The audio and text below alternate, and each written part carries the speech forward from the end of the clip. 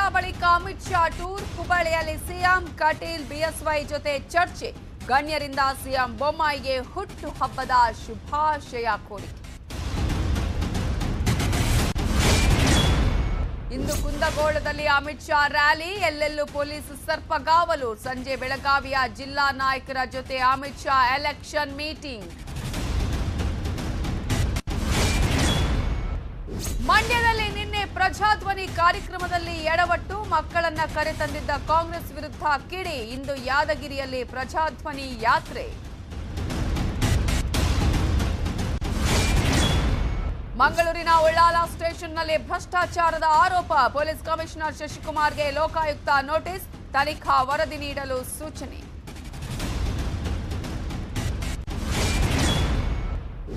ಶಾಲಾ ವಾರ್ಷಿಕೋತ್ಸವದ ವೇಳೆ ಯುವಕನ ಮೇಲೆ ಪೊಲೀಸರಿಂದ ಹಲ್ಲೆ. ಮನನೊಂದು ಆತ್ಮಹತ್ಯೆಗೆ ಯತ್ನಿಸಿದ ಯುವಕ. ಶಿಕಾರಿಪುರದ ಅರಿಶಿಣಗೇರೆಯಲ್ಲಿ ಘಟನೆ.